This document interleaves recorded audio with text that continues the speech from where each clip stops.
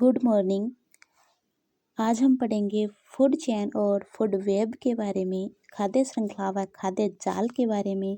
खाद्य श्रृंखला व खाद्य जाल के बारे में पढ़ने से पहले हम कल वाला जो हमने इको सिस्टम के बारे में पढ़ा था वो रिवाइज करते हैं। जो इको सिस्टम है वो दो प्रकार के जो घटक होते हैं, जैविक घटक और अजैविक घटकों से है वो मिलकर बना हुआ होता है। जैविक घटक के मैंने आपको 3 पार्ट है वो बताए थे। एक होता है उत्पादक, जो उत्पाद करे यानी कि हरे पेड़ पौधे।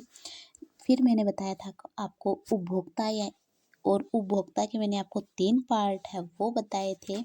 एक प्राथमिक उपभोक्ता यानी शाकाहारी जो जंतु है वो बताए थे।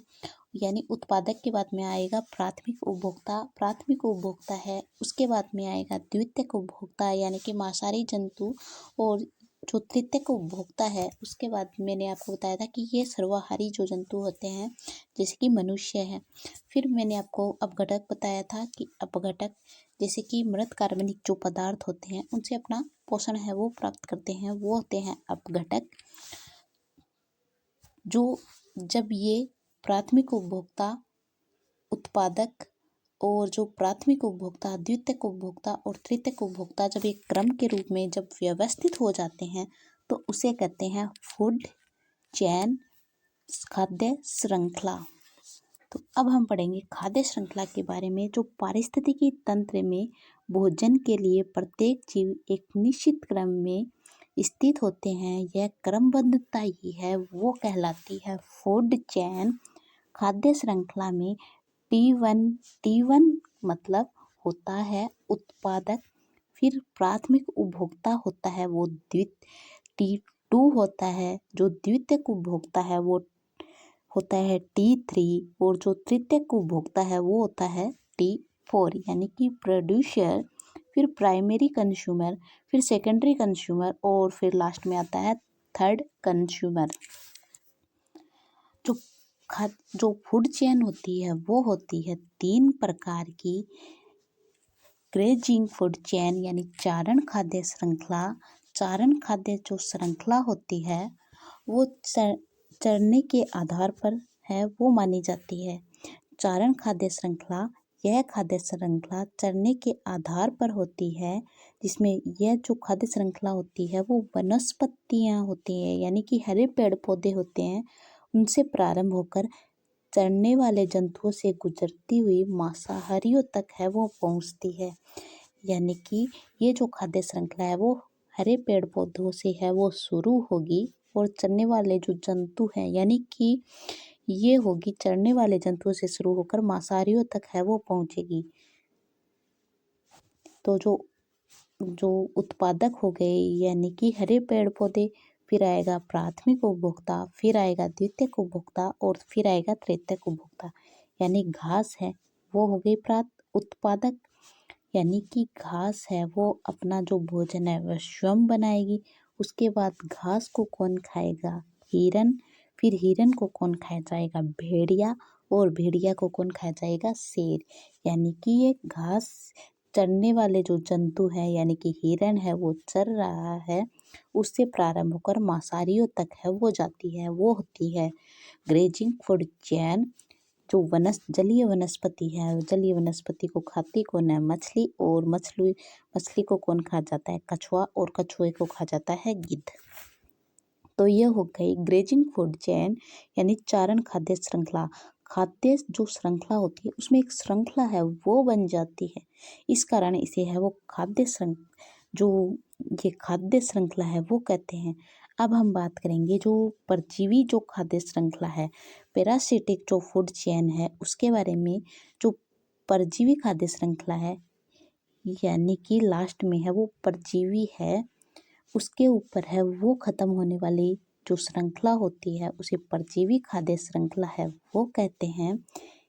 यह जो खाद्य श्रृंखला है वो खाद्य श्रृंखला के आगे बढ़ने पर जीवों की संख्या है वो बढ़ती जाती है। जो इस श्रृंखला के आगे बढ़ने पर जीवों की संख्या है वो बढ़ती जाती है, इस कारण है इसे जो परजीवी खाद्य श्रृंखला है वो कहते हैं। और जो लास्ट में जो जीवों की संख्या का आकार है वो छोटा होता है, यानी कि परजीवी पर खत्म होती है ये श्रृंखला। जैसे कि पेड़ है, पेड़ पर है वो जो चिड़िया है वो बैठती है, और चिड़िया को है वो परजीवी है वो खाते हैं। ये हो गई परजीवी खाद्य श्रृंखला। लास्ट में जो अब हम बात करेंगे, जो लास्ट में जो स्परफाइटिक फूड चेन है, मृतोपजीवी खाद्य श्रृंखला है, वो क्या होती है? स्फेरोफाइटिक फूड चेन है, ये सबसे छोटी खाद्य श्रृंखला होती है। उपभोक्ता का होना है वो अनिवार्य नहीं है।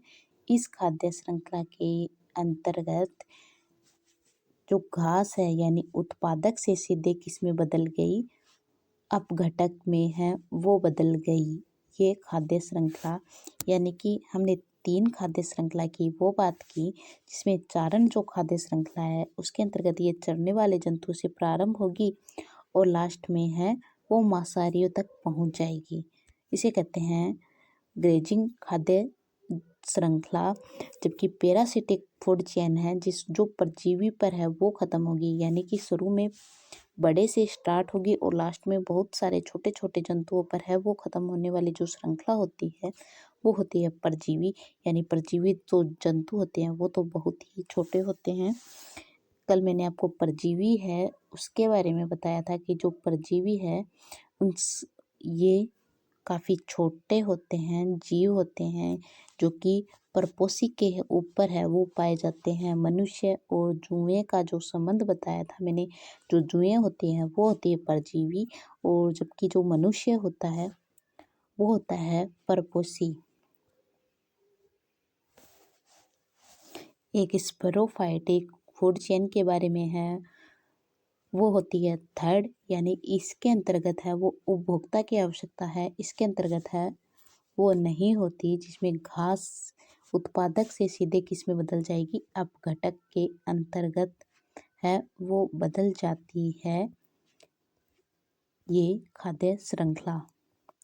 अब हम बात करेंगे फूड वेब के बारे में। फूड वेब के बारे में है वो बात करेंगे। जो ये खाद्य श्रृंखला है वो होती है फूड वेब, खाद्य जाल। जब खाद्य श्रृंखलाएं मिलकर खाद्य जाल बनाती हैं, बहुत सारी जो खाद्य श्रृंखलाएं हैं वो मिलकर एक जाल जैसी जो संरचना बना लेती है उसे कहते हैं खाद्य जाल। पारिस्थितिकी तंत्र के जीवों की संख्या जितनी अधिक होती है, खाद्य जाल उतना ही अधिक जटिल है वो माना जाता है। खाद्य जाल उलझा हुआ सा रूप है वो होता है, यानी कि बहुत सारी जो खाद्य श्रृंखलाएं मिलकर है वो खाद्य जाल का है वो निर्माण करती है। जैसे कि ये एक खाद्य श्रृंखला थी घास खरगोश, और खरगोश को है वो कौन खा रहा है, बाज। ये एक खाद्य श्रृंखला थी। फिर घास है, घास को कौन खा रहा है, चूहा, चूहा को कौन खा रहा है, सांप। ये हो गई दूसरी खाद्य श्रृंखला। एक घास को कौन खाएगा, गाय, और गाय को कौन खा जाता है, शेर। ये हो गई तीसरी खाद्य श्रृंखला। एक है जो घास है उसको कौन खा रहा है, टिड्डा, और टिड्डे को कौन खा गई, छिपकली, और छिपकली को कौन खा गया, बाज। इस प्रकार की जो खाद्य श्रृंखलाएं होती हैं, यानी बहुत सारी जो खाद्य श्रृंखलाएं मिलकर खाद्य जाल जैसी जो संरचना बना लेती है, इस कारण इसे फूड वेब है वो कहा जाता है। तो हमने खाद्य श्रृंखला व खाद्य जाल की है वो बात की।